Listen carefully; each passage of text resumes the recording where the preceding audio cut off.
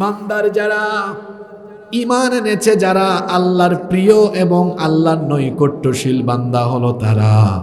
তার মানে হলো পৃথিবীতে যারা ঈমান আনে নাই, কোনো বেঈমান আল্লাহর প্রিয় নয়। বরং যারা ঈমান এনেছে এবং ঈমানের পথে অটল অবিচল আছে, তারাই হলো আল্লাহর প্রিয়, তারাই হলো আল্লাহর নৈকট্যশীল বান্দা। এজন্য রব্বুল আলামিন কোরআনুল কারীমের 34 নম্বর সূরা সূরাতুস সাবা-এর 37 নম্বর আয়াতে বললেন, ওয়ামা আমওয়ালুকুম ওয়ালা আওলাদুকুম বিল্লাতী তুকাররিবুকুম ইনদানা যুলফা ইল্লা মান আমানা ওয়া আমিলা সালিহা فأولئك لهم جزاء الضعف بما عملوا وهم في الغرفات آمنون।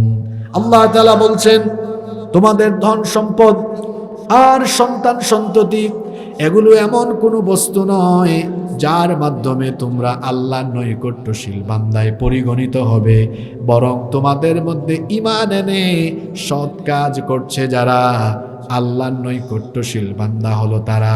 আর ঈমানের পথে অটল অবিচল যারা, আল্লাহর তরফ থেকে পুরস্কৃত হবে তারা। আর কেমন পুরস্কার? আল্লাহ বলছেন সেই পুরস্কারটা হলো ওয়াহুম ফিল গুরুফাতি আমিনুন। তারা আল্লাহর জান্নাতের নিরাপদ সুউচ্চ আবাসনের ভেতরে তারা অবস্থান করবে। ঈমানদার যারা, আল্লাহর নৈকট্যশীল বান্দা হবে তারা। আর আল্লাহর নৈকট্যশীল বান্দা যারা, আল্লাহর জান্নাতের মেহমান হলো তারা। আপনারা বলবেন, হুজুর তাহলে 1 নম্বর পয়েন্ট তো কমন পড়ছে, আমরা তো সব ঈমানদার, তাহলে তো 1 নম্বর পয়েন্টের সাথে আমরা মিলে গিয়েছি, আমরা ঈমানদার সব। কিভাবে ঈমানদার? দেখেন না আমার নামটা কেমন, আবুল কালাম। হে এমন আবুল কালাম যে আবার এলাকার টাটকা সুদখোর। এখানে আবুল কালাম নামে কেউ থাকলে রাগ করিয়েন না, এটা জাস্ট একটা এক্সাম্পল। হুজুর আমি তো ঈমানদার, আমার নাম আব্দুল সালাম, সে হলো এলাকার কুখ্যাত চাঁদাবাজ। দেখেন না হুজুর কি সুন্দর নাম আব্দুস সামাদ, অথচ সে হলো এই এলাকার পাক্কা ঘুষখোর। ঈমান বলতে আপনি কি বুঝেন? নাম একটা লাগাইলাম আব্দুস সামাদ, আব্দুর রহমান, আর মাঝে মাঝে মাথায় টুপি দিলাম, জুমাবারে মাঝে মাঝে গিয়া পশ্চিম দিকে উষ্টা খাইয়া সাজদা দিলাম। এর নাম কি ঈমান নাকি? কে শিখাইছে আপনারে? ঈমান মানে কি বুঝতে হবে আপনাকে। 3টা শর্ত পূরণ করলে ঈমানদার হওয়া যায়। কথা বুঝে থাকলে বলেন, কয় শর্ত পূরণ করলে ঈমানদার হওয়া যায়? 1 নম্বর হলো মৌখিকভাবে ঈমানের ঘোষণা দেওয়া, যেটাকে বলা হয় আল ইকরার বিল লিসান। মৌখিকভাবে ঈমানের ঘোষণা দিলাম, অর্থাৎ আমি মুখ দিয়ে বললাম আল্লাহ আমি ঈমান এনেছি, ঈমান এনে তোমার আনুগত্যের পথে জীবন পরিচালনার সিদ্ধান্ত নিয়েছি। এটা মুখ দিয়ে ঘোষণা করতে হবে। এই মৌখিক ঘোষণাটা এতটুকুতে সীমাবদ্ধ নয়। ঈমানের ঘোষণা দেওয়া মানে হলো নিজের জান আর মালকে আল্লাহর কাছে বিক্রি করে দেওয়া। ঈমান আনার পরে আর নিজের মতো চলা যায় না। ইসলাম গ্রহণ করলে পরে আর নিজের মতো চলা যায় না। তখন যার সিদ্ধান্ত মোতাবেক জীবন চালাতে হয়, জুড়ে বলেন তিনি কে? এজন্য জাতির পিতা ইব্রাহিম আলাইহিস সালামকে আল্লাহ বললেন, ইয ক্বালা লাহু রাব্বুহু আসলিম। স্মরণ করো যখন ইব্রাহিমকে তার রব বললেন আসলিম, তুমি আত্মসমর্পণ করো, তিনি তখন বললেন ক্বালা আসলামতু লিরাব্বিল আলামিন। তিনি তখন বললেন আমি জগৎ সমূহের প্রতিপালক আল্লাহর কাছে সারেন্ডার করলাম, আত্মসমর্পণ করলাম। আর কেউ ইসলামের ভেতরে দাখিল হয়ে গেলে সে তার জান আর মালকে আল্লাহর কাছে বিক্রি করে দেওয়া লাগবে, নিজের মতো আর চলা যাবে না। আল্লাহ তাআলার কাছে যারা জান আর মাল বিক্রি করবে তাদের নাম হলো মুমিন। কথাটা গুরুত্বপূর্ণ, এই জন্য আমি 3 বার বলতেছি। যারা তাদের জান আর মালকে আল্লাহর কাছে বিক্রি করবে তাদের পরিচয় তারা মুমিন। যারা তাদের জান এবং মালকে আল্লাহর কাছে বিক্রি করবে তাদের নাম হলো মুমিন। জান মাল বিক্রি করে যারা মুমিন হবে, আল্লাহ তাআলা সেই জান আর মালের বিনিময়ে সেই সকল মুমিনদেরকে কি পুরস্কার দিবেন শোনেন। সূরা তাওবার 111 নম্বর আয়াতে আল্লাহ বললেন, ইন্নাল্লাহা আশতারা মিনাল মুমিনিনা আনফুসাহুম ওয়া আমওয়ালাহুম বিআন্না লাহুমুল জান্নাহ। নিশ্চয়ই আল্লাহ সেই সকল মুমিনদের জান এবং মালকে খরিদ করে নিয়েছেন, কিনে নিয়েছেন। যারা তাদের জান এবং মালকে আল্লাহর কাছে বিক্রি করবে, আল্লাহ বলছেন তার বিনিময়ে আমি তাদেরকে আমার জান্নাত আমি তাদেরকে দান করে দিব। সুবহানাল্লাহ তো পড়লেন, কিন্তু বুঝে শুনে পড়ছেন কিনা জানি না। এই যে আমার হাতে থাকা মোবাইল, মনে করেন এটা আমি ওনার কাছে বিক্রি করলাম। এখন আমি এটা বিক্রি করার পরে এই মোবাইল কি আমার ইচ্ছা মতো ইউজ হবে না ওনার ইচ্ছা মতো ইউজ হবে? ওনার ইচ্ছা মতো। তাহলে বিক্রি করে দিলে যিনি এটা ক্রয় করে এটার মালিক হয়ে যান তিনি। আপনার জান এবং মাল বিক্রি করে আপনাকে ইমানদার হতে হবে। তো বলা হচ্ছে ইমান বা মোমেন হতে হলে, ইমানদার বা মোমেন হতে হলে জানমালকে আল্লাহর কাছে বিক্রি করে দিতে হবে। তো আপনি জান আর মাল আল্লাহর কাছে বিক্রি করলে আপনি কি আর আপনার ইচ্ছায় চলতে পারবেন নাকি? বিক্রি করা মানে কি? আমি যদি এখন ঘোষণা দিই আমি মোমেন, তাহলে আমার জবান দিয়ে আল্লাহর আনুগত্যের বিপরীত, আল্লাহর সাথে নাফরমানি হয় এমন একটা কথাও আর আমার জবান দিয়ে বের করা যাবে না। আমি যদি বলি আমি মুমিন, তাহলে আমার মালকে আমি আর অন্যায় পথে, খারাপ পথে, কোনো ধরনের আজে পাজে পথে ব্যয় করতে পারবো না। বরং আমি আমার জান মাল এবং আমার জীবনটাকে আল্লাহর আনুগত্য মোতাবেক পরিচালনা করব। এবার নিজের বিবেককে প্রশ্ন করে দেখেন তো, আপনি আপনার জীবনটাকে আল্লাহর বিধান মতো, আদেশ মতো, হুকুম মতো চালান কিনা? আজান হয় আপনি ঘুমিয়ে থাকেন, আপনি নামাজে যান না। তাহলে বলেন তো আপনার জীবন চলে আল্লাহর ইচ্ছায় নাকি আপনার নফসের ইচ্ছায়? আপনার নফসের ইচ্ছায় আপনার জীবন চলে, কারণ আপনার মন চায় আপনি ঘুমাইতে, আর আল্লাহ চান আপনি নামাজে যেতে। দেখেন তো আপনি মুমিন হলেন কেমনে? আপনার ব্যবসা বাণিজ্য লেনদেন ঠিক নাই, সেখানে ব্যবসা করলে আপনি ওজনে কম দেন। আপনার মন চায় হারাম পথে বেশি টাকা কামাতে, আর আল্লাহ চান আপনি যেন হালাল পথে উপার্জন করেন। এখানেও আপনি 2 নম্বরের আশ্রয় নিয়ে নিলেন। আপনি আল্লাহর আনুগত্য মোতাবেক জীবন পরিচালনা করে মুমিন হতে হলে আপনার অর্থনৈতিক লেনদেন, আপনার পরিবার, আপনার সমাজ, অর্থনীতি, রাজনীতি, সমাজনীতি, রাষ্ট্রনীতি সবকিছু আল্লাহ তাআলার বিধান মোতাবেক হওয়া লাগবে। যদি কোনো একটা সাইড, কোনো একটা ক্ষেত্র আল্লাহর বিধানের বিপরীত হয়ে যায়, আল্লাহর কসম ওই ব্যক্তি আর মুমিন থাকতে পারবে না। ইমানের প্রথম শর্তই হলো ঘোষণা দেওয়া, 2 নম্বর হলো আমালুম বিল আরকান, ইসলামের সকল রুকনগুলো আমল করা, আর আরেকটা হলো 2 নম্বর তো হলো তাসদিক বিল জিনান, অন্তর দিয়ে বিশ্বাস করা। 3 নম্বর হলো আমালুম বিল আরকান, রুকন সমূহ আমলের মাধ্যমে বাস্তবায়ন করা। এখন দেখা যায় ইমানের দাবি অনুযায়ী আমাদের জীবনটা পরিচালনা হয় না। যার জীবন ইমানের দাবি মোতাবেক পরিচালিত হয় না, সে কখনো মুমিন হতে পারে না। ইমানের দাবি মোতাবেক আপনার জীবন পরিচালিত হলে পরে আপনার নাম হবে মুমিন। এখন প্রশ্ন হলো ইমানের দাবি মোতাবেক আমি চলবো কেমনে? ইমানের দাবি মোতাবেক চলার জন্য আল্লাহ একটা গাইড বুক দিয়েছেন, গাইডলাইন দিয়েছেন। সেই কিতাবের নাম কি? কোরআনের মতোই জীবন হয়ে যেতে হবে। আমাদের মা আম্মাজান আয়েশা রাদিয়াল্লাহু আনহাকে নবী, আমাদের মা আম্মাজান আয়েশা রাদিয়াল্লাহু আনহাকে এসে সাহাবীরা জিজ্ঞেস করেছিলেন আমাদের নবীর চরিত্র কেমন? তিনি বললেন, তোমরা কি কোরআন পড়ো না? কানা খুলুকুহুল কোরআন, আমার নবীর চরিত্র কোরআনের মতো। এই কোরআনের প্রতিটি পাতা যেমন, আমার নবীর চরিত্র হলো তেমন। তিনি ছিলেন প্র্যাকটিক্যাল কোরআন। এটা হচ্ছে প্রিন্টেড কোরআন, আর নবী হচ্ছেন প্র্যাকটিক্যাল কোরআন, জীবন্ত কোরআন। পাক্কা মোমেন হতে হলে কোরআনের সাথে আপনার জীবনের সকল ক্ষেত্র মিলা লাগবে। এখন মিলান দেখি কোরআনের সাথে আপনার মিল আছে কিনা।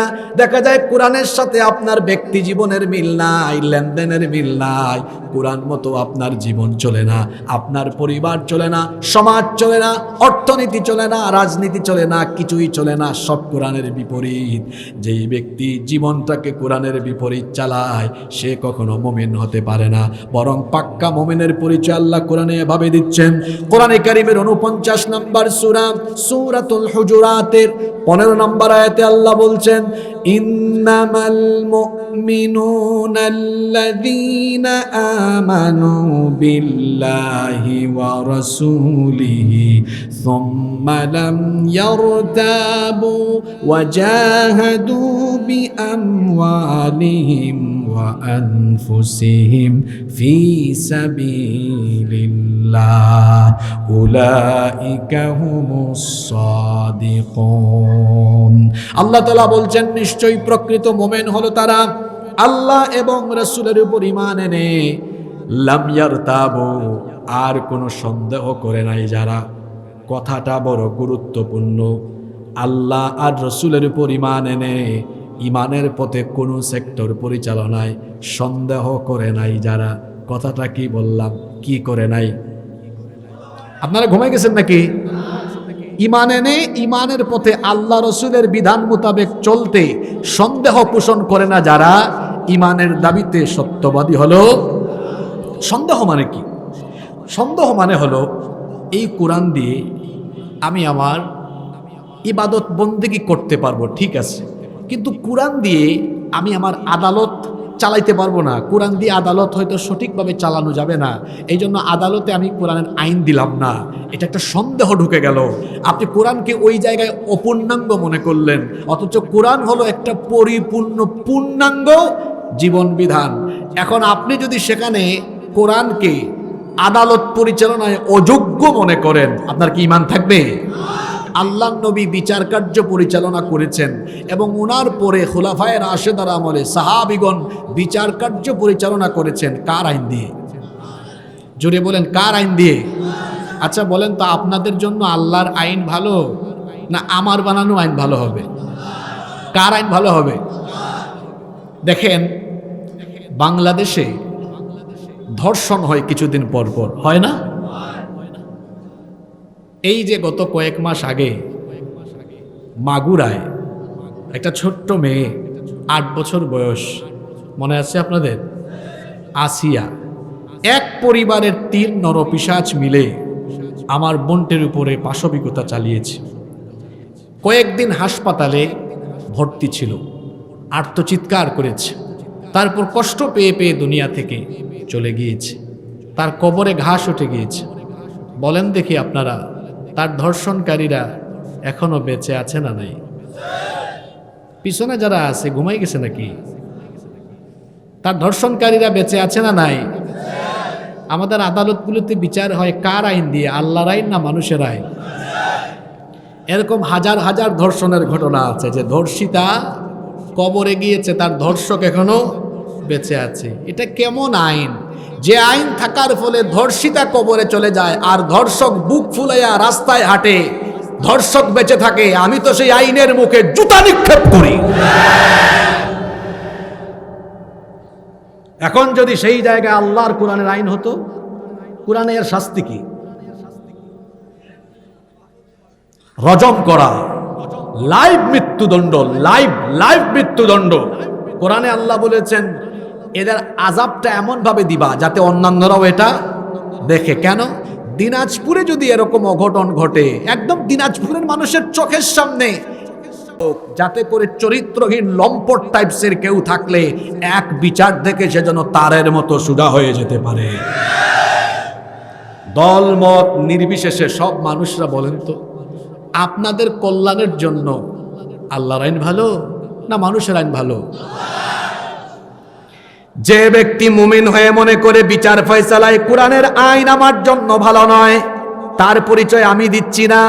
কোরআনে কারীমের 5 নম্বর সূরা সূরাতুল আল মাইদা এর তিনটা আয়াতে আল্লাহ তার পরিচয় নিজে তুলে ধরেছেন। আল্লাহ বলছেন, ওয়ামাল্লাম ইয়াহকুম বিমা আনজালাল্লাহু ফাউলাইকা হুমুল কাফিরুন ফাউলাইকা হুমুল ফাসিকুন ফাউলাইকা হুমুল যালিমুন।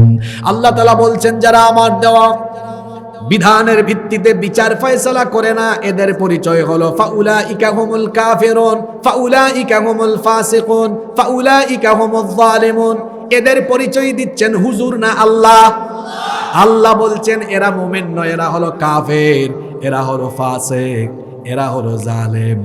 ঠিক তেমনি ভাবে আল্লাহর দেওয়া বিধান দিয়ে যারা সমাজের প্রতিটি সেক্টর, অর্থনীতি, রাজনীতি, রাষ্ট্রনীতি সব জায়গায় যারা কোরআনকে বাদ দিয়ে কোরআনকেও পূর্ণাঙ্গ মনে করবে, ওই ব্যক্তি মুমিন হতে পারবে না। তার কারণ হলো কোরআন হলো এমন বিধান, আল্লাহ বলেছেন হাদা বায়ানুল লিন্নাস, এটি মানুষের জন্য সুস্পষ্ট বর্ণনা। আল্লাহ বলেছেন ওয়ানাজ্জালনা আলাইকাল কিতাবা তিবিয়ানাল লিকুল্লি শাইইন ওয়া হুদান ওয়া রাহমাতান ওয়া বুশরা লিল মুসলিমিন। এটা এমন এক কিতাব যা আমি আপনার উপরে নাজিল করেছি, সব কিছু এর ভেতরে আমি ঢুকিয়ে দিয়েছি। মা ফাররাতনা ফিল কিতাবি মিন শাই, কোনো কিছু এই কিতাবে বাদ দেওয়া হয় নাই, সব কিছু এই কিতাবের ভেতরে যিনি ঢুকিয়ে দিয়েছেন তিনি কে? তাহলে মুমিনের পরিচয় যদি বলেন হুজুর এক কথায় বুঝায় দেন, কুরআন সুন্নাহ মতো জীবন চালায় যারা, প্রকৃত মুমিন হলো। এখন এই কুরআন সুন্নায় জীবনের সব সেক্টর পরিচালনার জন্য ইনস্ট্রাকশন, দিক নির্দেশনা কি দেওয়া নাই? চুরির শাস্তি কি হবে, ডাকাতির শাস্তি কি হবে, তারপরে ফৌজদারি দেওয়ানি অন্যান্য বিধিবিধানের কোন শাস্তি কি হবে, কেমনে সমাজ চলবে, কি করে অর্থনৈতিক মুক্তি আসবে, এই সব কথাবার্তা কোরআনে নাই তো? জোরে বলেন না কেন নাই তো? আপনার দেশে তো গরিব কেন, মানুষ না খাই এখনো ঘুমায়? কারণ আপনারা কোরআন থেকে ফর্মুলা নিতে পারেননি। আল্লাহ কোরআনে ফর্মুলা দিয়েছেন, শোনেন, মনোযোগ আছে সবার। কোন সমাজে কিছু মানুষ থাকবে যারা 3 বেলা খায়, আর আরেক শ্রেণীর মানুষ থাকবে যারা 1 বেলাও খাইতে পারবে না, না খায়া থাকবে। ইসলাম এমন বৈষম্যহীন সমাজ, ইসলাম এমন বৈষম্যের সমাজ চায় না। ইসলাম এই ধরনের কোনো জুলুমের সমাজ চায় না, বরং ইসলাম চায় বৈষম্যহীন একটা সমাজ হবে, যেখানে সকল মানুষের পেটের মধ্যে খাবার থাকবে, মানুষেরা সচ্ছল হবে, স্বনির্ভর হবে, প্রত্যেকের পেটে খাবার থাকবে, মানুষ সচ্ছল হবে। এই জন্য আল্লাহ তাআলা জাকাতের মতো অর্থনৈতিক ফর্মুলা দিলেন। কিন্তু আমার দেশের মুসলমানরা সুদ ভিত্তিক অর্থনীতি ভালো বুঝলেও জাকাতের ফর্মুলা, জাকাত ভিত্তিক অর্থ ব্যবস্থার কল্যাণকর দিক বুঝে না, যার কারণে দারিদ্রতার করাল গ্রাস থেকে তারা মুক্তিও পায় না। এই যে জাকাত, আমাদের দেশে বেশিরভাগ মানুষ জাকাত মানে কি মনে করে জানেন? তারা মনে করে জাকাত মানে শাড়ি লুঙ্গি বিতরণ করা, 200, 400, 500 টাকা মানুষের মধ্যে বিতরণ করা। জাকাতের নামে যারা শাড়ি লুঙ্গি বিতরণ করে আর 200, 400, 500 টাকা দিয়া গরিবের সাথে তামাশা করে, এদের জাকাত আদায়ই হয় না। তাহলে জাকাত কিভাবে দিতে হয়? আপনাদের মনোযোগ আছে তো? কি করে জাকাত দিলে সমাজে গরিব মানুষ থাকবে না? আল্লাহর দেওয়া ফর্মুলা শিখেন। এত বছর ধরে তো ভুল করেই যাচ্ছেন। এই কথাগুলো সচরাচর সব মাহফিলে আপনারা শুনবেন না। জাকাত 8 শ্রেণীর মানুষকে দিতে হয়, এখানে আলেম উলামারও আছেন। এর মধ্যে সিরিয়ালে 1 এবং 2 কাকে রাখা হয়েছে? ইন্নামাস সাদাকাতু লিল ফুকারাই ওয়াল মাসাকিন ওয়াল আমিলিনা ইলা আখিরিল আয়া। প্রথমেই রাখা হয়েছে ফকির মিসকিনকে। আচ্ছা, সিরিয়ালে 1-2 ফকির মিসকিনকে রাখা হয়েছে কেন? কারণ কোন সমাজে ফকির মিসকিন থাকলে তো না খায়া থাকবে, বাড়ি ঘরও থাকবে না, অসচ্ছল মানুষ। এজন্য আগে এদের কথা বলা হয়েছে এই কারণে, যাতে এদের এই দুর্দশার হালত দূর হয়ে যায়। আর আল্লাহ এমন এক ফর্মুলা দিলেন জাকাত, এর উদ্দেশ্য হলো সমাজ থেকে দারিদ্রতা দূর করে দেওয়া। মানে আপনি যাকে জাকাত দিবেন সে যেন আর আগামী বছর জাকাত খাওয়ার উপযুক্ত না থাকে। সিস্টেমটা কেমন আমি আপনাদেরকে বলে দিই। আপনাদের এলাকায় সমাজকে আপনারা পঞ্চায়েত বলেন নাকি সমাজ বলেন না জামাত বলেন? জামাত। এক এক এলাকায় এক এক ভাষা। আপনারা কি বলেন? জামাত। মনে করেন আপনাদের এলাকার জামাত কি করলো? আচ্ছা জামাত বাদ দেন, জামাত তো বাংলাদেশে এক দলের নাম। আমরা হুজুররা আছি বড় বিপদে। আসলে আমাদের অবস্থাটা কেমন জানেন? আমরা আস্তে আস্তে হাঁটলে অনেকে মনে করে হুজুর মনে আজকে বেশি খাই ফেলছে, জুড়ে জুড়ে হাঁটলে কয় হুজুরের দাওয়াত আজকে কয়েকটা আছে। তো জুড়ে হাঁটলেও বিপদ, আস্তে হাঁটলেও বিপদ। আমরা কিছু বললেও হয় সমস্যা, না বললেও হয়। তো যাই হোক, আমি বলি আপনার সমাজ বসে একটা সিদ্ধান্ত নিল যে চলো আমরা একটা কাজ করি, আমাদের সমাজে যাদের উপর জাকাত ফরজ এদের সবার জাকাতের টাকাটা এক জায়গায় করি। তো আপনারা এক জায়গায় করে দেখলেন, এর পরিমাণ হয়েছে 2 লক্ষ টাকা। সবাই একটু বলেন না, কয় লক্ষ টাকা? এখন আপনারা যদি চান তাহলে এই 2 লক্ষ টাকা 500 500 500 করে জন প্রতি 500 500 করে দিলে আপনারা কিন্তু 400 জন মানুষকে দিতে পারবেন। কিন্তু এই 400 জন মানুষকে জন প্রতি 500 500 করে দিলে এরা কি ধনী হয়ে যাবে নাকি? এক বেলা খাবে, আরেক বেলা আবার ওই অসহায়ত্ব থেকে যাবে। কিন্তু আপনারা যদি একটা কাজ করেন, একটা অসচ্ছল পরিবারের একজনকে বললেন তোমার তো পরিবার চলে না, ধরো তোমাকে একটা ভ্যান কিনে দিলাম। আরেকজন বিধবা নারীকে বললেন বোন ধরো তোমাকে একটা সেলাই মেশিন কিনে দিলাম। আরেকজনকে একটা মুরগির খামার করে দিলেন, আরেকজনকে একটা ছোটখাটো ব্যবসা খুলে দিলেন। আপনারা বলেন তো এই 2 লক্ষ টাকা 400 জন মানুষকে দেওয়ার চাইতে 4 5 6 জন মানুষের কর্মসংস্থান সৃষ্টি করে দেওয়া ভালো কি ভালো না? যাদেরকে কর্মসংস্থান করে দিলাম এরা কি আগামী বছর আর জাকাত খাওয়ার লাইনে দাঁড়াবে? এরা ধনী হয়ে গেল, তাই না? মানে ধনী বলতে সচ্ছল হয়ে গেল আর কি, পরিবার চালানোর ব্যবস্থা হয়ে গেল। এটা তো আমি আপনার সমাজ দিয়ে উদাহরণ দিয়েছি। এখন মনে করেন আপনারা আল্লাহর দেওয়া এই কোরআনকে সবাই গ্রহণ করে নিয়েছেন যে হুজুর আমরা অর্থনৈতিক দুর্দশা থেকে মুক্তি পেতে চাই, এটাকে আমাদের সমাজে না আমরা দেশে এই ফর্মুলাটা কাজে লাগাতে চাই। এখন কি করলো?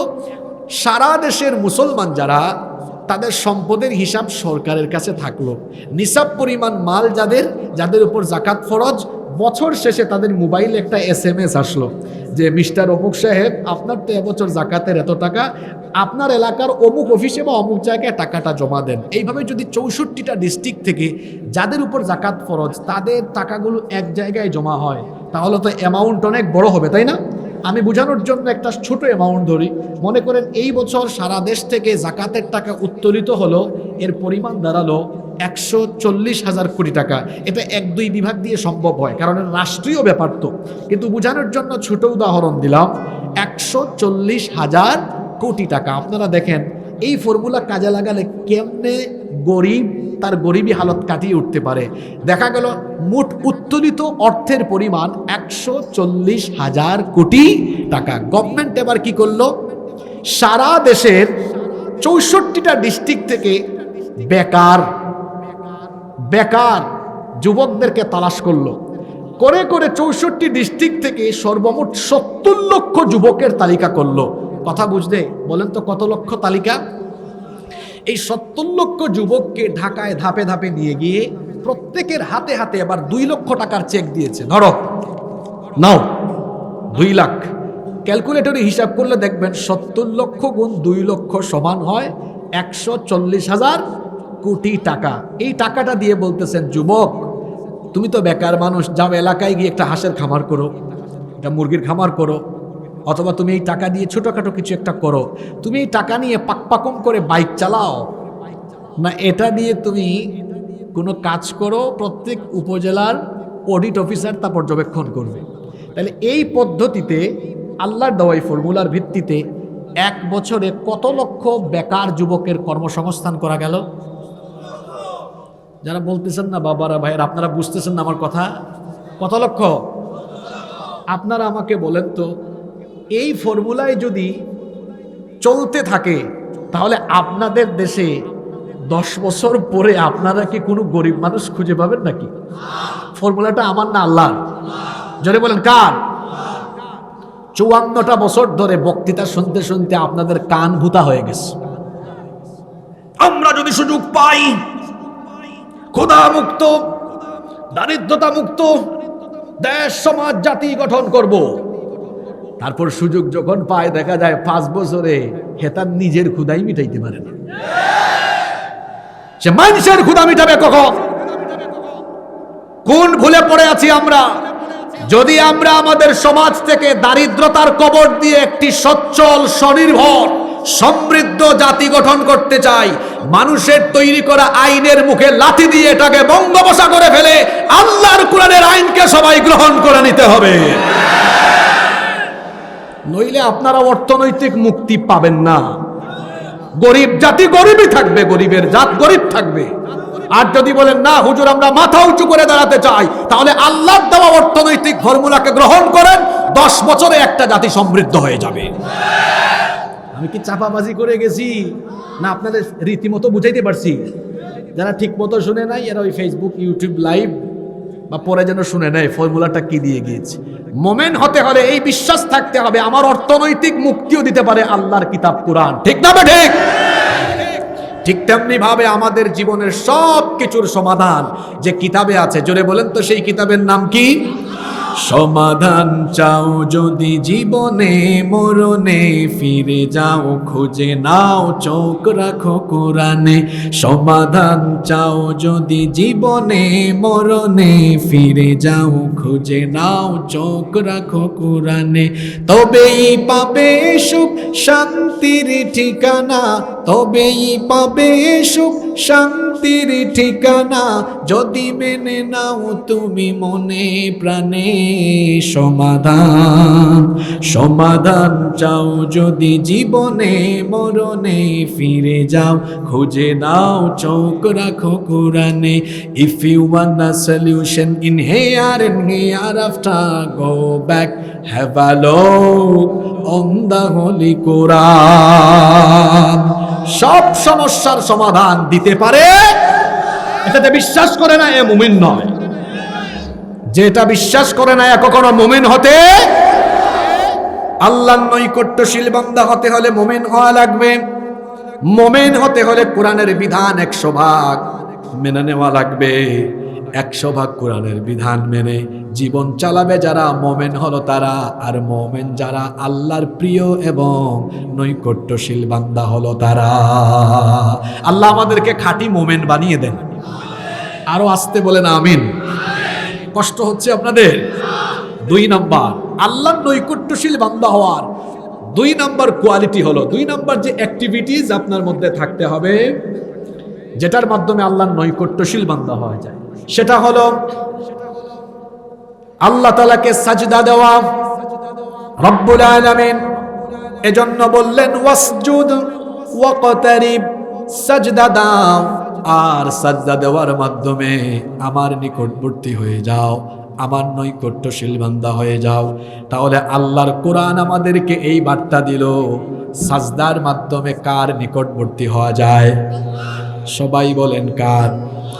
আপনারা যেন প্রতিদিন আল্লাহকে সাজদা দিয়ে দিয়ে আল্লাহর প্রিয় বান্দা হতে পারেন, এই জন্য দৈনিক 5 ওয়াক্তের নামাজের শিডিউল দিয়েছেন কে? 5 ওয়াক্ত নামাজের ভেতরে প্রতি রাকাতে কয়টা করে সাজদা আছে? কয়টা? প্রতি রাকাতে সাজদা কয়টা? প্রতি রাকাতে রাকাতে 2টা সাজদা আছে। যেহেতু সাজদার মাধ্যমে আল্লাহর প্রিয়, আল্লাহর নৈকট্যশীল বান্দা হওয়া যায়, এজন্য আল্লাহ ডেইলি 5 ওয়াক্ত নামাজের শিডিউল দিলেন।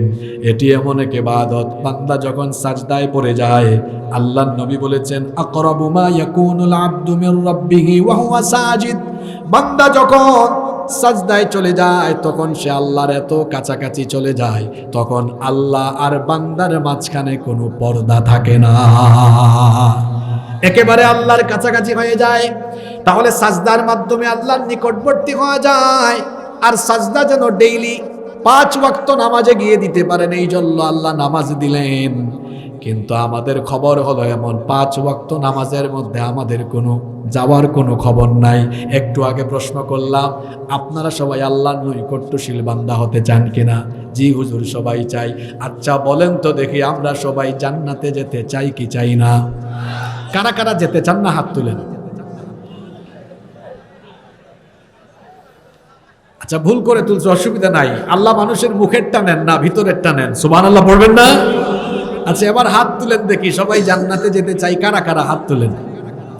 ওকে ওকে ওকে ওকে, এবার থাকেন, হাতটা উপরের দিকে থাকে। এবার আমার দিকে তাকান। তারা জান্নাতে যেতে চায়, কিন্তু তারা নামাজে অনেকে যেতে চায় না। হাত নামায়েন না। এখানে বহু আল্লাহর কুতুব আছে যারা রাত 11:30 ধরে কষ্ট করে ওয়াজ শুনতেছে, কিন্তু এশার নামাজটা কাজা করে আসছে। হাত নামান। এমনকি পেশাব করে পানিও নেয় নাই। এমনও বহু মানুষ এখানে আছে না নাই? এমনও বহু মানুষ এখানে আছে এশার নামাজ কাজা করে মাহফিল শুনতে বসেছে। মহিলা প্যান্ডেলে এইরকম মা বোনেরাও থাকতে পারে। এখানে আমার সামনে বহু যুবক থাকতে পারে, যেই যুবকেরা আজকে সারাদিনে একবারও পেশাব করে পানি নেয় নাই। যে ব্যক্তি নাপাক থাকে তার সাথে ফেরেশতা থাকে না, তার সঙ্গে থাকে শয়তান। এজন্য যুবক ভাইদেরকে বলবো, খবরদার নাপাক থাকবেন না, সব সময় পবিত্র থাকবেন। নামাজের কথা বলছিলাম, নামাজের মাধ্যমে আল্লাহর নিকটবর্তী হওয়া যায়, আল্লাহর নৈকট্যশীল বান্দা হওয়া যায়, আল্লাহর প্রিয় হওয়া যায়। কিন্তু আমরা জান্নাতে যেতে চাইলেও নামাজে যেতে চাই না। নামাজ ছাড়া কি জান্নাতের কোনো গন্ধ পাওয়া যাবে নাকি?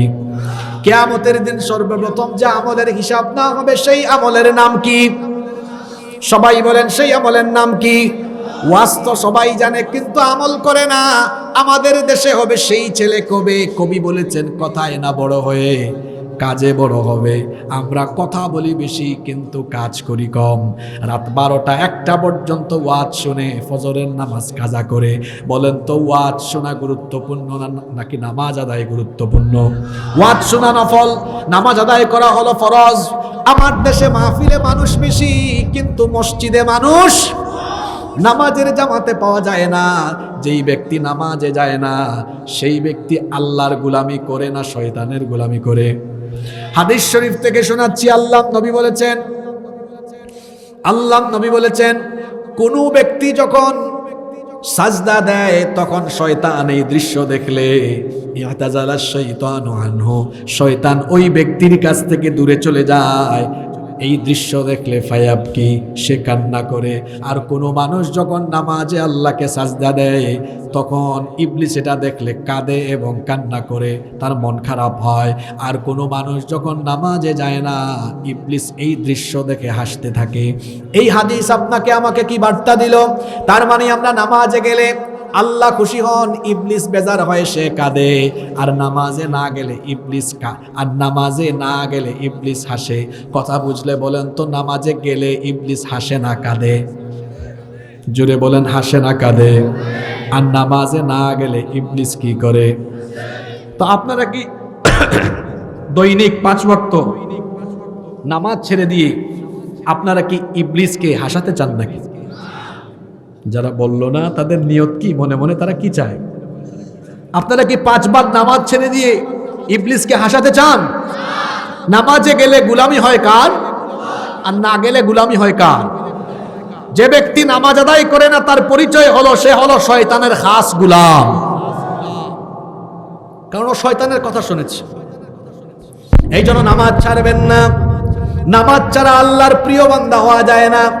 ওই যে মাহফিলের শুরুতে বলেছিলাম, ক্লাসের ভালো ছাত্র হয়ে শিক্ষকের প্রিয় হওয়ার জন্য যেমন ক্লাসে যাওয়া লাগে, পরীক্ষায় ভালো করা লাগে, আদবওয়ালা আখলাকওয়ালা হওয়া লাগে, ঠিক তেমনি আল্লাহর নৈকট্যশীল বান্দা হতে হলে নিজের মধ্যে এই রকম কিছু কোয়ালিটি ডেভেলপ করা লাগে, যেই কোয়ালিটির মাধ্যমে আল্লাহর নিকটবর্তী হয়ে যায়। এর মধ্যে 2 নাম্বার কোয়ালিটি হলো নামাজ ত্যাগ না করা, সব সময় নামাজ আদায় করা। সাজদাকারী বান্দাদেরকে আল্লাহ পছন্দ করেন, এবং সাজদায় গেলে পরে বান্দা আল্লাহর এত নিকটবর্তী হয়ে যায়। হাদিসে এসেছে যে আল্লাহ আর বান্দার মাঝখানে তখন কোনো পর্দা থাকে না। এই জন্য নবীজি বলেছেন, ফাআকতিরু ফীহি দুআ, সাজদার মধ্যে তোমরা বেশি বেশি দোয়া করো। কিন্তু আমার দেশের মুসলমানদের খাসলত হলো রুকু আর সাজদার মধ্যে তারা বেশি বেশি তাড়াহুড়া করে। আছে না নাই? অনেক মানুষ আছে নামাজে দাঁড়ালে তাদের দেখা যায়, আরে বাপরে বাপ, এত ব্যতিব্যস্ত হয়। কেমনে দেখেন রুকু সাজদা দেয়, আল্লাহু আকবার, সুবহানাল্লাহ সুবহানাল্লাহ সুবহানাল্লাহ, এরকম আছে না নাই? কিছু কিছু মানুষের রুকু সাজদা দেখলে মনে হয় এত দ্রুত রুকু সাজদা দেয়, দেখলে মনে হয় ফিজিক্যাল এক্সারসাইজ করছে। এই রকম তাড়াহুড়া সাজদা করবেন না। সাজদায় গেলে একটু আস্তে আস্তে ধীরে ধীরে সাজদাটা দিবেন, সময়টা লম্বা করবেন। নবীজি বলেছেন সাজদার মধ্যে দোয়া কবুল হয়ে যায়। এই জন্য আল্লাহ নবী বলেছেন সাজদার মধ্যে বেশি বেশি দোয়া করো। মা বোনরা যারা আছেন মনোযোগ দিয়ে শোনেন, আপনারাও শোনেন। আমরা সাজদার মধ্যে তাসবিহ পড়ি সুবহান রাব্বিয়াল আ'লা, এতটুকুই পড়ি, আর কিছুই পড়ি না। কিন্তু আল্লাহ এতটুকু পড়লে নামাজ হয়, অসুবিধা হয় না। কিন্তু আল্লাহ নবী সাজদার মধ্যে সব সময় একটা দোয়া করতেন। এই আমলের ব্যাপারে আমরা অনেকে গাফেল। আমি আপনাদেরকে অনুরোধ করব, পারলে এই দোয়াটা আপনারা পড়বেন, বিশেষ করে নফল এবং তাহাজ্জুদে আরো বেশি বেশি করে পড়বেন। আল্লাহর নবী সাজদায় একটা দোয়া সব সময় করতেন, সেটা হলো আল্লাহুম্মা গফিরলি যামবি কুল্লাহু দিক্কাহু ওয়া জিল্লাহু ওয়া আউওয়ালাহু ওয়া আখিরাহু ওয়া আলানিয়াতাহু ওয়া সিররাহু। এত সুন্দর দোয়া, মানে হলো হে আল্লাহ আমার গোপন প্রকাশ্য প্রথম শেষ, প্রকাশ্য গোপন সব গুনাহ তুমি মাফ করে দাও। এই দোয়াটা করতেন মুহাম্মদ, আমরা বলি সাল্লাল্লাহু। এই জন্য সাজদায় কখনো তাড়াহুড়া করবেন না। একবার আল্লাহর নবী সাহাবীদেরকে বললেন, একবার আল্লাহর নবীকে সাহাবীরা জিজ্ঞেস করলেন, ওগো আল্লাহর নবী, কিয়ামতের ময়দানে যখন সব নবীর উম্মতরা হাসরের মাঠে থাকবেন, কি করে আপনি আপনার উম্মতকে সেদিন চিনবেন? আল্লাহর নবী তখন বললেন, শোনো, অনেকগুলো ঘোড়ার মধ্যে যদি একটা ঘোড়ার কপাল থাকে সাদা, সেটা যদি হারিয়ে যায়, তাহলে অনেকগুলো ঘোড়ার মধ্যে সাদা কপালওয়ালা ঘোড়া থাকলে সেটাকে চেনা যাবে নাকি? তখন সাহাবীরা বললেন, অবশ্যই সেটাকে চেনা যাবে। আল্লাহর নবী বললেন, কিয়ামতের দিন সব নবীর উম্মতের ভেতরে আমার উম্মত থাকলে তাদেরকেও চেনা যাবে। কারণ যারা নামাজে আল্লাহকে রুকু দিত, সাজদা দিত, সেই সকল বান্দাদের দেখা যাবে তাদের অঙ্গ প্রত্যঙ্গগুলোতে সেদিন নূরের ঝলকানিতে ঝলমল করতে থাকবে। রুকু সাজদায় যারা তাড়াহুড়া করে তাদেরকে নবীজি নামাজ চোর বলেছেন। হাদিস শরীফে এসেছে, আসওয়াউন নাসি সারিকা আল্লাযী ইয়াসরিকু মিন সালাতিহি, সবচেয়ে নিকৃষ্ট চোর হলো যে নামাজের মধ্যে চুরি করে। সাহাবীরা বললেন, কাইফা ইয়াসরিক সালাতাহু ইয়া রাসূলুল্লাহ? আমরা বলি সাল্লাল্লাহু আলাইহি ওয়াসাল্লাম, নামাজ আবার চুরি করে কেমনে? আল্লাহর নবী বললেন, লা ইউতিম্মু রুকুআহা ওয়ালা সুজুদাহা ওয়ালা খুশুআহা। যারা নামাজের রুকু সাজদা ঠিক মতো দেয় না, যাদের নামাজে খুশু থাকে না, এদেরকে নামাজ চোর বলেছেন মুহাম্মদ, আমরা বলি সাল্লাল্লাহু। এজন্য রুকু সাজদায় তাড়াহুড়া করবেন না, ধীরে ধীরে রুকু সাজদা দিবেন। আর 5 ওয়াক্ত নামাজের মধ্যে 1 ওয়াক্ত নামাজও কাজা করবেন না। কারণ নামাজ ছাড়া আল্লাহর প্রিয় বান্দা যেমন হওয়া যায় না, নামাজ ছাড়া জান্নাতের গন্ধও পাওয়া যায় না। নামাজ হলো এমন এক ইবাদত, আল্লাহর নবী বলেছেন, লা দীনা লিমান লা সালাতা লাহু, যার মধ্যে নামাজ নাই তার মধ্যে দ্বীন নাই। নামাজের ব্যাপারে এক কথা, এক বাক্যে বলছি, যার মধ্যে নামাজ নাই তার মধ্যে ঈমান নাই। সোজা কথা, সাফ কথা, যার মধ্যে নামাজ নাই তার মধ্যে ঈমান নাই। আরো একটা কথা বলে দেই, সেটা হলো নামাজকে বলা হয় রাসুল ইবাদা, ইবাদতের মগজ, ইবাদতের মাথা। মাথা ছাড়া যেমন কোনো মানুষের পরিচয় পাওয়া যায় না, ঠিক তেমনি ভাবে নামাজ ছাড়াও কোনো মুমিনের পরিচয় পাওয়া যায়। আচ্ছা, আপনাদের রাস্তায় যদি আল্লাহ না করুক, বোঝানোর জন্য বলতেছি আর কি, একটা অ্যাক্সিডেন্ট হয়, সেখানে যদি 4-5 জন মানুষের মাথা কাটা থাকে, তাহলে কি মাথা ছাড়া দেহ দিয়ে কোনো মানুষের পূর্ণাঙ্গ পরিচয় পাওয়া যাবে নাকি? মানে সাথে সাথে পাওয়া যাবে পরিচয়? পাওয়া যাবে না। মাথা ছাড়া যেমন কোনো ব্যক্তির পরিচয় সাথে সাথে পাওয়া যায় না, ঠিক তেমনি নামাজ ছাড়াও কোনো মুসলমানের আসল পরিচয় পাওয়া যায় না। ঠিক তো বললেন, পা ধরে বলে যাচ্ছি, প্লিজ নামাজ ছাড়বেন না। নামাজ এটি হলো এমন এক আমল, এর মাধ্যমে বান্দা আল্লাহর নৈকট্যশীল প্রিয় বান্দায় পরিণত হয়ে যায়। সুবহানাল্লাহ। এজন্য আমরা 5 ওয়াক্ত নামাজি হব তো? জোরে বলি ইনশাআল্লাহ। 3 নাম্বার, আল্লাহর নৈকট্যশীল বান্দাদের 3 নাম্বার গুণাবলী হলো, এরা হলো আল্লাহর জিকিরকারী। এরা সব সময় জিকির করে কার? এখন জিকির মানে আপনি কি বুঝেন? আমাদের দেশে ওই যে ব্রাহ্মণবাড়িয়া, কুমিল্লা, ওইসব অঞ্চলে অনেক ব্যাককলরা জিকির বানাইছে, হুক্কুর হুক্কুর, এগুলোকে তারা জিকির বানাইছে। আপনারা ফেসবুকে এগুলো দেখেন না? হুক্কুর হুক্কুর। একজনকে দেখলাম ফেসবুকে ওই দিন জিকির করতেছে। আমি বললাম, এর কি কুষ্ঠকাঠিন্য হইল নাকি? জিকির মানে কি? জিকির হলো তিন প্রকার। একটা হলো কওলি, আরেকটা হলো ফেআলি, আরেকটা হলো আমালি। এই কয় প্রকার জিকির? কওলি মানে হচ্ছে মুখে মুখে আল্লাহর জিকির করা। আচ্ছা, আপনারা ভাত খাওয়ার সময় শুরুতে কি বলেন? সবাই বলেন। কার নাম নিলেন? জিকির মানে স্মরণ করা। তাহলে খাওয়ার টাইমে আল্লাহর নেয়ামত রিজিক ভোগ করছেন, স্মরণ করলেন কারে? এটাও একটা জিকির। ঘর থেকে বের হলে কি বলেন? বিসমিল্লাহি তাওয়াক্কালতু আলাল্লাহ। কার নাম স্মরণ করলেন? কোনো ভালো কাজে বিসমিল্লাহ বলছেন। এই যে টয়লেটে ঢোকার আগে দোয়া করলেন, বের হওয়ার সময় দোয়া পড়লেন, এই সব জায়গায় স্মরণ করলেন কাকে? এগুলো হচ্ছে কওলি জিকির। কওলি কওলি মানে বলে বলে জিকির করা। হঠাৎ করে দেখে যে সুন্দর কিছু বলছে, মাশাআল্লাহ, এখানে প্রশংসা করেছে কার? সুবহানাল্লাহ বলেছে। আমার দেশে অনেকে সুন্দর কিছু দেখলে বলে ওয়াও, অ্যামেজিং। তো ওয়াও বলার কি দরকার? এটাকে সুন্দর করে বানিয়েছেন কে? আর সব সুন্দরের চাইতে মহা সুন্দর যিনি, তিনি কে? দুনিয়া সুন্দর, মানুষ সুন্দর, আসমান সুন্দর, জমিন সুন্দর, সুন্দরে সুন্দরে পাল্লা, জানি না কত সুন্দর তুমি আল্লাহ, জানি না কত সুন্দর তুমি আল্লাহ। সুবহানাল্লাহ। তিনি হচ্ছেন সুন্দরের কারিগর। তো কওলি জিকির মানে হচ্ছে এই যে সকাল সন্ধ্যায় আমরা অনেক জিকির করি না, সকাল সন্ধ্যার অনেক জিকির আছে না, এগুলো কওলি। আমালি জিকির মানে কি? আমালি। আচ্ছা, কওলি আরেকটা বললাম কি? ফেআলি। আরেকটা কি বললাম? আমালি। কওলি তো বললাম। ফেআলি হচ্ছে আমি আমার কাজে কর্মের সময় আল্লাহকে স্মরণ করছি। আমি এমন এক অফিসে চাকরি করি, আমার সামনে ঘুষের বান্ডিল নিয়ে আসছে, হ্যাঁ, তখন আমি অন্তর দিয়ে আল্লাহকে কি করলাম? স্মরণ করলাম। আচ্ছা, আমি একটু মিস্টেক করেছি। কওলি, তারপরে আরেকটা হচ্ছে কি? অন্তর দিয়ে আরেকটা করা, আরেকটা হচ্ছে আমালি মানে কাজ দিয়ে করা। অন্তর দিয়ে আল্লাহর জিকির করা মানে কি? এটাকে বলা হয় অন্তর দিয়ে জিকির করা। মানে আমার কাছে ঘুষ নিয়ে আসতো, আমি অন্তরের সাথে সাথে ভয় পয়দা করলাম কার? জোরে বলেন, ভয় পয়দা করলাম কার? আমি আল্লাহর সন্তুষ্টির জন্য এটা ত্যাগ করলাম। এবার আসেন আমালি, কাজে কর্মের মাধ্যমে আমি আল্লাহর জিকির করছি। সেটা কিভাবে? সেটা হচ্ছে আমি অসন্তুষ্ট হন, আল্লাহ নারাজ হন, এইরকম কোনো কাজ আমি করব না। এটার নাম কি? জিকির। জিকির হলো আল্লাহর সন্তুষ্টির পথে চলা, আল্লাহর আনুগত্যের পথে চলা, সর্বাবস্থায় আল্লাহকে স্মরণ করে জীবন পরিচালনা করা। আর আল্লাহ তাআলাকে যেই অন্তর স্মরণ করে না, যেই ব্যক্তির অন্তর আল্লাহর স্মরণ করে না, যার অন্তরে আল্লাহর জিকির থাকে না, এরা হলো জিন্দা লাশ, এরা হলো জিন্দা। বরং যাদের অন্তরে আল্লাহর জিকির থাকে তাদের নাম মুমিন। এজন্য আল্লাহ বলছেন, ইন্নামাল মুমিনুনাল্লাযীনা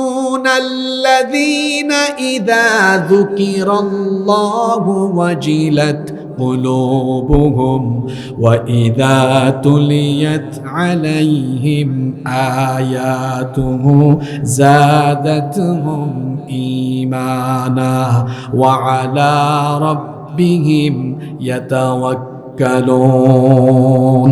নিশ্চয়ই মুমিন হলো তারা আল্লাহর জিকির বা আল্লাহর স্মরণ হলে যাদের অন্তর আল্লাহর ভয়ে কেঁপে উঠে, এরাই হলো মুমিন।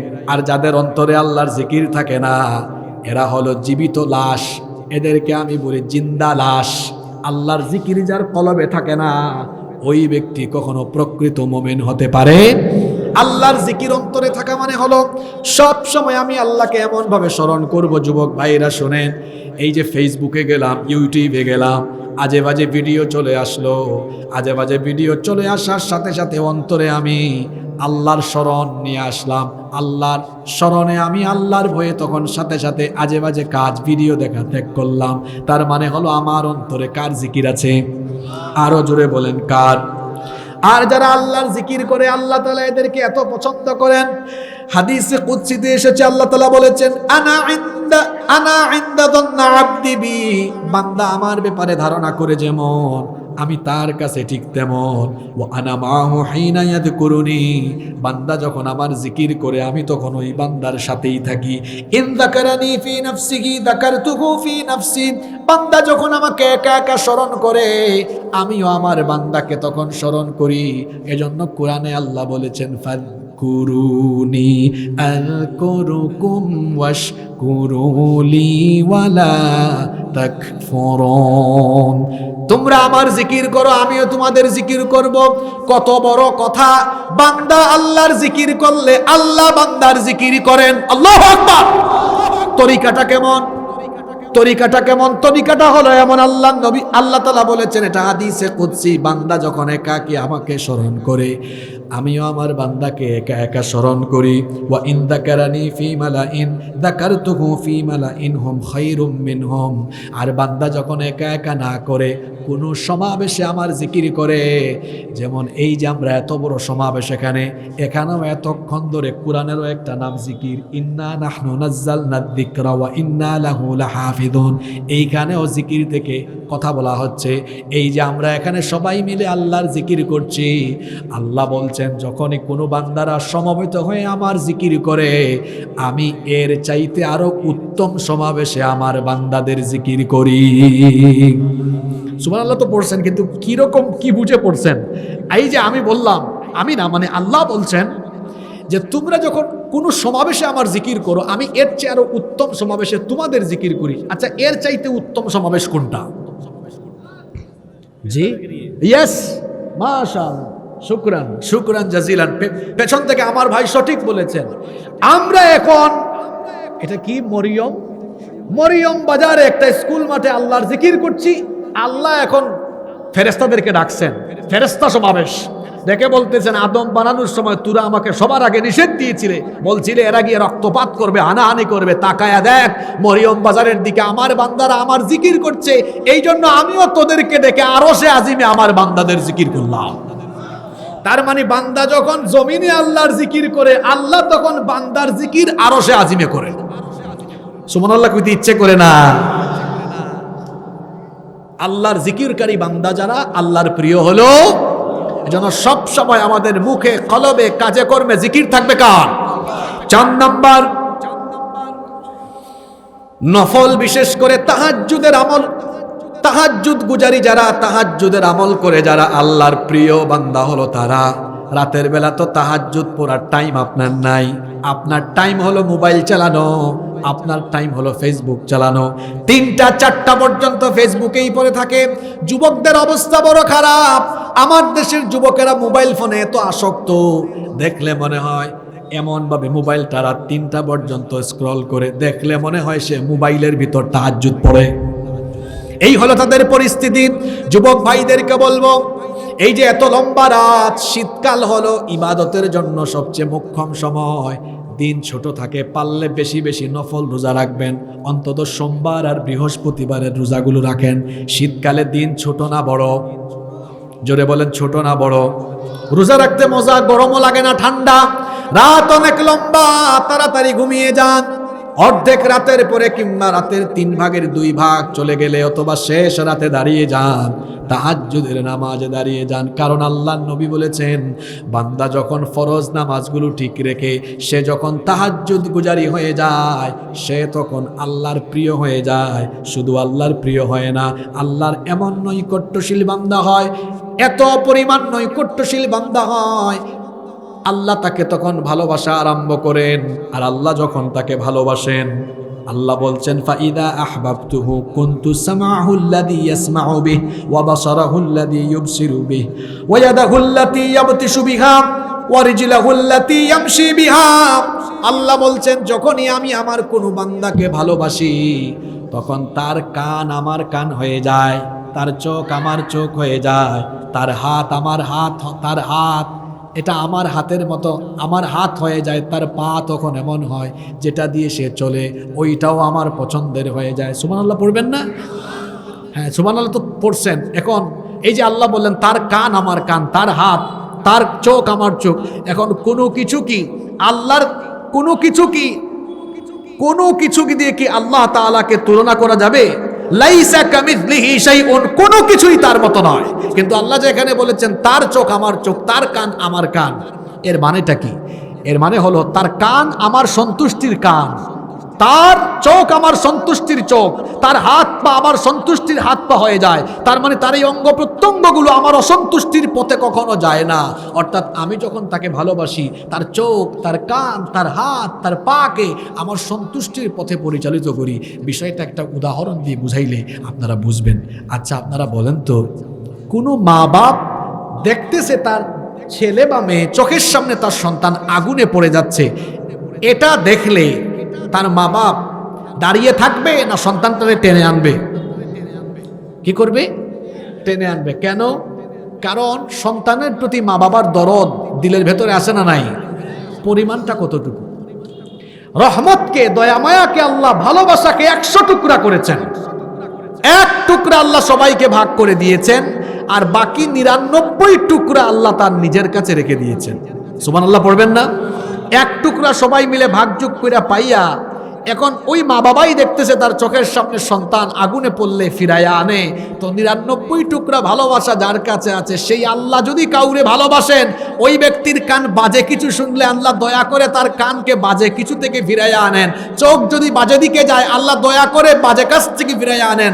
হাত পা আজে বাজে দিকে আগাতে থাকলে আল্লাহ দয়া করে তার হাত পাকে আল্লাহর সন্তুষ্টির পথে ফিরাইয়া আনেন। সুবহানাল্লাহ। আল্লাহ তুমি আমাদেরকে তোমার এই প্রিয় ভাজন বান্দাদের কাতারে শামিল করে দাও, বলেন আমিন। আল্লাহর ভালোবাসার বান্দা হতে হলে 5 ওয়াক্ত নামাজের পাশাপাশি তাহাজ্জুদের আমল নিজের মধ্যে তৈরি করেন, তাহাজ্জুদের আমল ডেভেলপ করেন।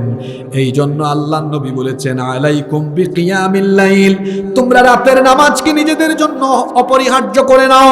ফা ইন্নাহু দাবুস সালিহিন ক্বাবলাকুম, কারণ এটা ছিল তোমাদের পূর্ববর্তীদের নেক আমল। ওয়া হুয়া কুরবাতুন ইলা রাব্বিকুম, এটা এমন আমল যেটা তোমাদেরকে তোমাদের রবের নিকটবর্তী করে দিবে।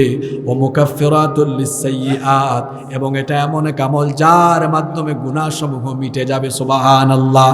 এই জন্য রাতের তাহাজ্জুদকে নিজের আমল বানিয়ে নেন। বিশেষ করে যুবক তরুণ ভাইদেরকে বলবো, রাতের বেলা দীর্ঘ রাত পর্যন্ত 3টা 4টা পর্যন্ত মোবাইল না চালায়া 3টা 4টা পর্যন্ত তাহাজ্জুদে পড়ে থাকেন।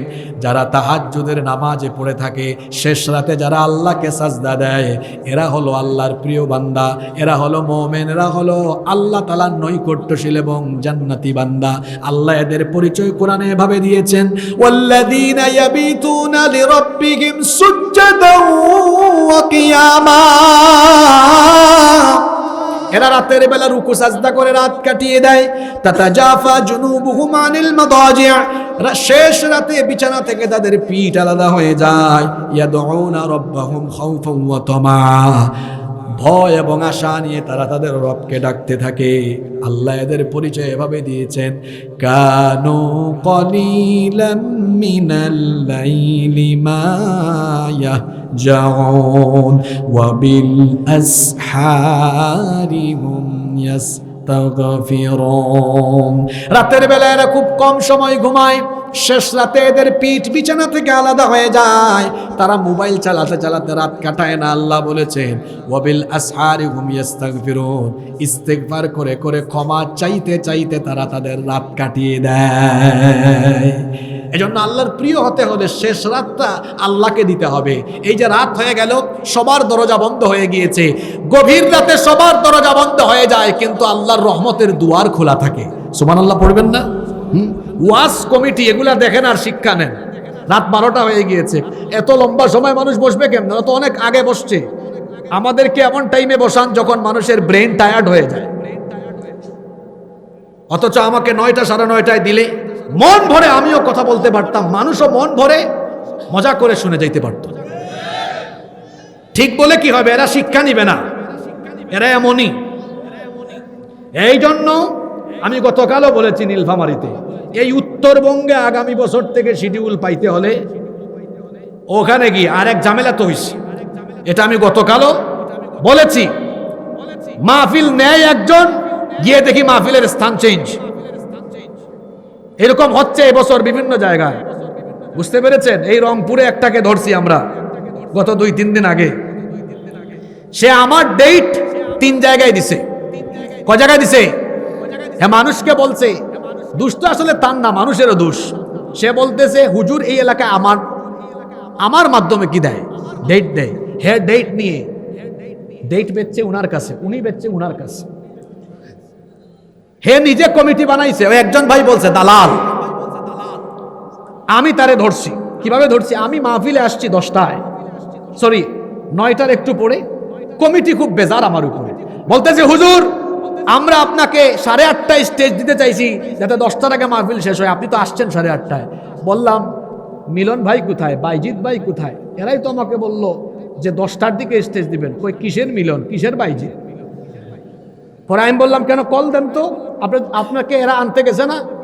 আমি বললাম কই, আমার তো কেউ আনতে যায় নাই, আমি তো আপনাদেরকে ফোন দিতে পাই না, আধা ঘন্টা ধরে মোবাইল বন্ধ, আমি গুগল ম্যাপ দিয়ে আসছি। দেখি আপনাদের এই 3 ভাইকে, কমিটির ভাইকে ডাকেন। এখন দেখে মোবাইল সবার বন্ধ। পরে দেখলাম 10টা হয়ে যাচ্ছে। আমি বললাম ভাই চলেন ওয়াজ করি, বাকি সমাধান পরে হবে। পরবর্তীতে শেষ করে এনএসআই ডিবি দিয়া রাত 2টার সময় এদেরকে রংপুর শহর থেকে আমি বাইন্ধা ধইরা কমিটির কাছে দিচ্ছি। ওই ভিডিও আমার কাছে আছে। এইরকম করে দেখা যায় অনেক জায়গায় মানুষ কথা দিয়ে, এই যে বক্তারা মাঝে মাঝে অনেক বিরক্তি নিয়ে কথা বলে, কারণ বক্তাদেরকে কিছু মানুষ এইভাবে বিরক্ত বানায় ফেলছে। এই হচ্ছে অবস্থা। তো আমি বলছিলাম মাহফিলে আপনারা প্রধান বক্তাকে 9টা থেকে 9:30টার ভিতরে উঠানোর চেষ্টা করবেন, দেখবেন মাহফিলও জমবে ইনশাআল্লাহ। কষ্ট হচ্ছে আপনাদের? হচ্ছে, আমি বুঝতেছি, আমিও আস্তে আস্তে শর্ট করছি। 4 নাম্বার হচ্ছে তাহাজ্জুদ গুজারি বান্দারা কার প্রিয়? 5 নাম্বার যারা আল্লাহর কাছে বেশি বেশি চায় তারাও আল্লাহর কাছে প্রিয়। আল্লাহর কাছে যারা বেশি বেশি চায় তারা আল্লাহর প্রিয়। দেখেন মানুষের স্বভাব হলো, আপনার কাছে কেউ যদি একবার চায়, আজকে চাইলে আপনি দিবেন, আগামীকাল চাইলে আপনি বিরক্ত হয়ে যাবেন, এটা মানুষের স্বভাব। কিন্তু আমার আল্লাহ হলেন এমন, আল্লাহর কাছে না চাইলে আল্লাহ বেজার হন, আর আল্লাহর কাছে বেশি বেশি চাইলে যতবার চাইবেন ততবার আল্লাহ আপনার উপর খুশি হয়ে যাবেন। এই জন্য আল্লাহর নবী বলেছেন মাল্লাম ইয়াসআলিল্লাহ ইয়াগদাব আলাইহি, যে আল্লাহর কাছে চায় না আল্লাহ তার উপর নারাজ হন। ফা ইন্নাল্লাহা ইউহিব্বু আন ইয়াসআল, যে ব্যক্তি আল্লাহর কাছে চায় আল্লাহ তাকে পছন্দ করেন। এই জন্য আমরা বেশি বেশি চাইবো কার কাছে? বেশি বেশি আল্লাহর কাছে চাইবেন, দোয়া করবেন। অনেকে আছে অজাগা কুজাগায় গিয়ে চায়, সন্তান হয় না, মাজারে যায়, জীবিত পীর মৃত পীরের কাছে যায়। পীর কি বাচ্চা দিতে পারবে নাকি? সন্তান দেওয়ার মালিককে। আল্লাহর কাছে চান, হৃদয়ের যত আকুতি আছে, যত আবেদন আছে, সব আবেদন আল্লাহর কাছে বলেন, কারণ আমার রব হলেন এমন, না চাইলে তিনি বেজার হন, তার কাছে যত বেশি চাইবেন তিনি তত বেশি খুশি হয়ে যাবেন। 6 নাম্বার হলো ইস্তেগফাররত বান্দাদেরকে আল্লাহ ভালোবাসেন। যারা বেশি বেশি তওবা ইস্তেগফার করে আল্লাহ তাদেরকে ভালোবাসেন। আমাদের খাসলত হলো এমন, আমরা চায়ের দোকানে বসে, মাঠে ঘাটে বসে মানুষের সমালোচনা করি, আমরা গীবত করি, চুগলখড়ি করি, কিন্তু সারাদিনে একবার ইস্তেগফার পড়তে পারি না। অথচ ইস্তেগফার হচ্ছে আমার নবীর দৈনন্দিন আমল। আমার নবী প্রত্যেকদিন 70 থেকে 100 বার ইস্তেগফার করতেন। আল্লাহু আকবার। অথচ তার জীবনে কোনো গুনাহ নাই, কোনো পাপ নাই, গুনাহের কোনো দাগ বা ছিটে ফোঁটাও নাই। কিন্তু বলেন তো, আমাদের সকলের জীবনে গুনাহের দাগ ছিটা ফুটা আছে না নাই? নবীর জীবনে গুনাহ নাই, তাও তিনি দৈনন্দিন ইস্তেগফার করেছেন 70 থেকে 100 বার। আর আমাদের জীবন গুনাহে ভরপুর। আমরা ইস্তেগফার করি কয়বার? প্রতিদিন 70 থেকে 100 বার ইস্তেগফার করবেন।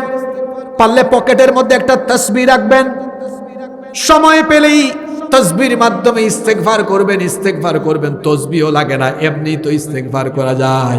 ইস্তেগফারের অনেক ফজিলত, ইস্তেগফারের মাধ্যমে আল্লাহর নৈকট্যশীল হয়ে যায়। এই জন্য সালেহ আলাইহিস সালাম তার সামুদ জাতিকে বলেছিলেন, আল্লাহ তাআলা কোরআনে কারীমের 11 নম্বর সূরা হুদের 61 নম্বর আয়াতে তুলে দিয়েছেন। তিনি তার জাতিকে বলেছিলেন, ফাস্তাগফিরুহু সুম্মা তুবু ইলাইহি ইন্না রাব্বি করিবুম মুজিব।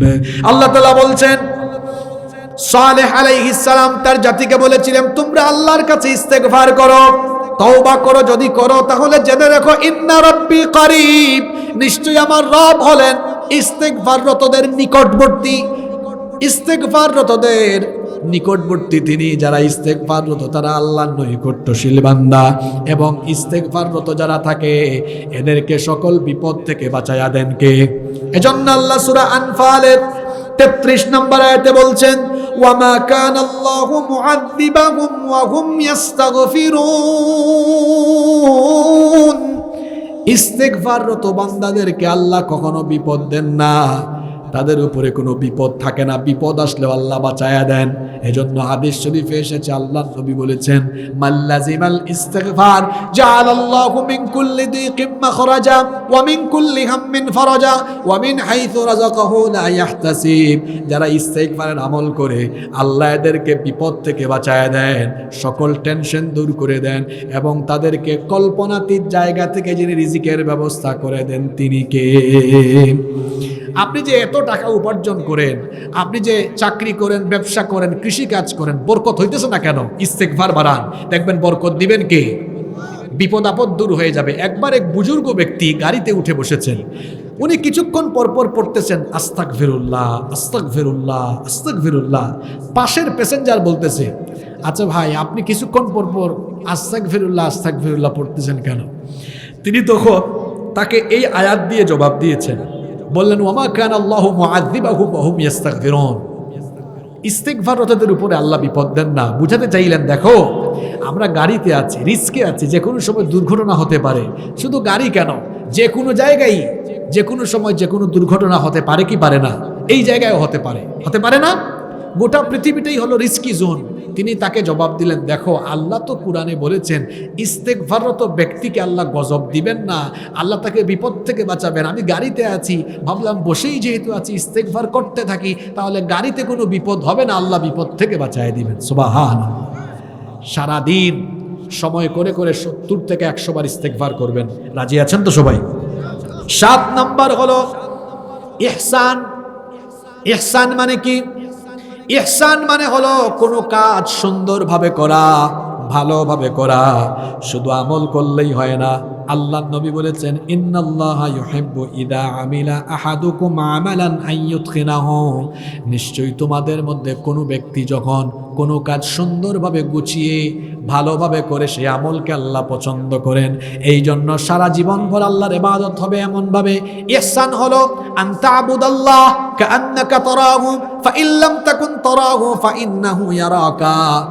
এই অনুভূতি অন্তরে রাখা, যখন ইবাদত করবেন বন্দেগীর ভিতরে এই স্মরণ থাকবে, এই স্মরণ থাকবে আপনি আল্লাহকে দেখছেন। আপনি যদি আল্লাহকে দেখতে নাও পারেন তো মনে রাখবেন, আপনাকে যিনি দেখছেন, আপনার সকল কর্মকাণ্ড যিনি পর্যবেক্ষণ করছেন তিনি কে? আল্লাহ বলছেন, ওয়া আহসিনু ইন্নাল্লাহা ইউহিব্বুল মুহসিনিন। ইহসান করো, মুহসিনিনদেরকে পছন্দ করেন, ভালোবাসেন কে? এই জন্য সকল কাজের ভেতরে ইহসান নিয়ে আসতে হবে। 8 নম্বর হলো পিতামাতার খেদমত করে যারা আল্লাহর নৈকট্যশীল, আল্লাহর প্রিয় বান্দা হলো তারা। পিতামাতা এমন সেনসিটিভ জায়গা। আল্লাহর নবী বলেছেন, পিতামাতা হচ্ছেন এমন রিদার রব্বি ফি রিদাল ওয়ালিদাইন ওয়া সাখাতুল্লাহি ফি সাখাতিল ওয়ালিদাইন। পিতামাতার সন্তুষ্টিতে আল্লাহ সন্তুষ্ট, পিতামাতার অসন্তুষ্টিতে আল্লাহ অসন্তুষ্ট। কেউ যদি তার আব্বা আম্মার খেদমত করে তার বাপ মাকে সন্তুষ্ট করতে পারে, আল্লাহ তখন বলেন, যেহেতু তোমার সন্তানের উপরে তোমরা সন্তুষ্ট, এই জন্য তার উপরে আমি আল্লাহ সন্তুষ্ট হয়ে গেলাম। এই জন্য আব্বা আম্মার খেদমত করবেন, পিতামাতাকে কষ্ট দিবেন না। পিতামাতাকে কষ্ট দেয় যারা, জাহান্নামী হলো তারা। নবীজি বলেছেন, হুমা জান্নাতুকা আও হুমা নারুকা।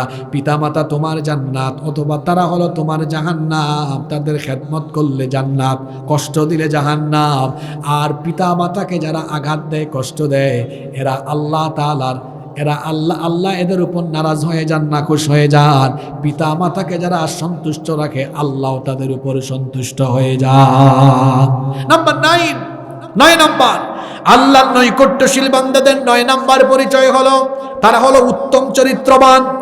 ইবনে মাসউদ রাদিয়াল্লাহু আনহু থেকে হাদিস এসেছে, তিরমিজি এবং মুসনাদে আহমদ থেকে হাদিস বর্ণিত হয়েছে।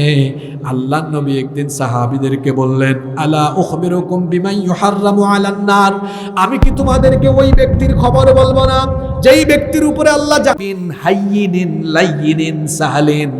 আল্লাহর নবী বললেন, যেই ব্যক্তি ভদ্র, নম্র, আচার আচরণে অমায়িক, উত্তম চরিত্রবান, যারা আল্লাহর সবচাইতে নিকটবর্তী এবং আল্লাহর জান্নাতি বান্দা হলো তারা। চরিত্রবান যদি হতে চান, তিনটা জিনিসের প্রতি বেশি গুরুত্ব দিতে হবে। তিনটা অঙ্গ। কয়টা অঙ্গ?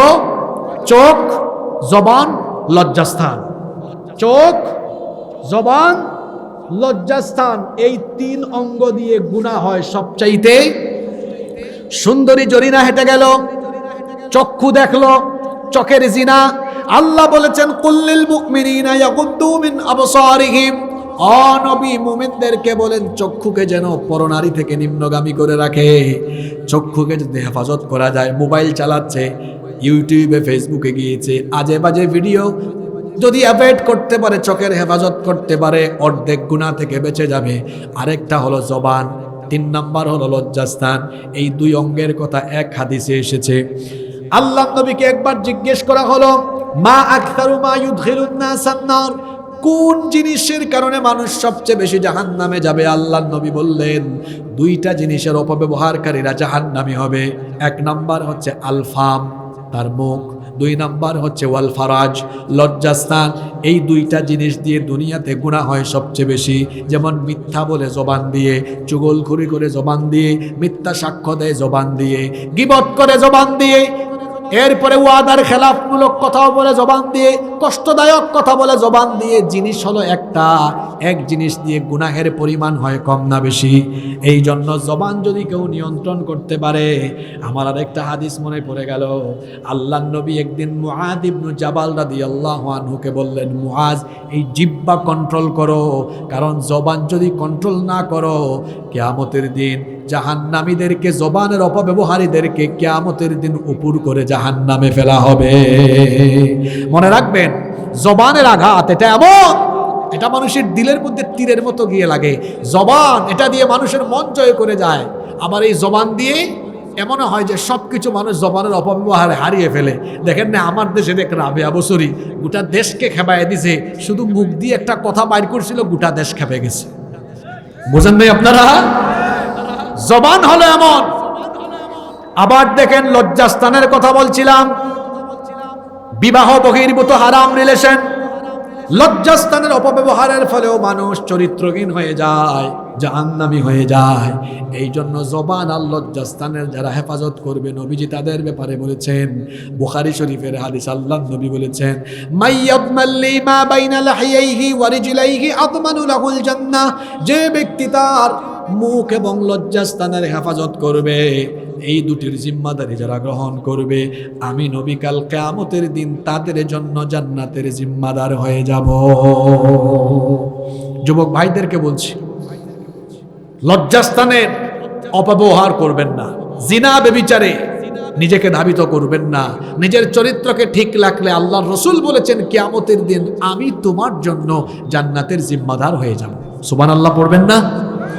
10 এবং সর্বশেষ হলো তাকওয়াবান যারা, আল্লাহর প্রিয় বান্দা হলো তারা। আল্লাহ তাকওয়াবানদের সাথে আছেন, তিনি তাদেরকে পছন্দ করেন। এজন্য আল্লাহ বলেছেন, ইন্নাল্লাহা ইউহিব্বুল মুত্তাকিন, মুত্তাকিনদেরকে যিনি পছন্দ করেন, জোরে বলেন তিনি কে? মুত্তাকি বা তাকওয়াবান কারা? সংক্ষেপে যদি বলি, তাকওয়াবান হলো তারা সর্বাবস্থায় আল্লাহর ভয়ে হৃদয়ে লালন করে যারা তাকওয়াবান হলো তারা। আল্লাহর ভয়ে নিষিদ্ধ কাজ ছেড়ে দেয়, আল্লাহ যা আদেশ করেছেন তা করে, যা নিষেধ করেছেন তা ছেড়ে দেয়। আমাদের সমাজের চারপাশে ফিতনার উপকরণ কম না বেশি? তাকওয়ার উদাহরণ, একটা উদাহরণ দিয়ে আমি আপনাকে বুঝাই দিই। আপনাদের এলাকায় খাল বিল আছে না? খালে বিলে বাইম মাছ পাওয়া যায়। আপনারা কি ওটাকে বাইম মাছ বলেন নাকি? বাইম মাছ। আচ্ছা, এই বাইম মাছ থাকে কোথায়? না খালে থাকে, ঠিক আছে। এটা পানিতে ভেসে বেড়ায় নাকি কাদার ভিতরে থাকে? এটা কাদার ভিতরে থাকে, পানিতে ভেসে বেড়ায় না। কিন্তু বাইম মাছকে আপনারা কাদার ভেতর থেকে টেনে বের করে ওই মাছ রাখার পাত্রকে আপনারা কি বলেন, খলই না খালই? খলই। তো বাইম মাছকে কাদার ভেতর থেকে টেনে বের করে খলইয়ে রাখলে বলেন তো বাইম মাছের শরীরে কি তখন কাদা দেখা যায় নাকি? পরিষ্কার। অথচ থাকলো কোথায়?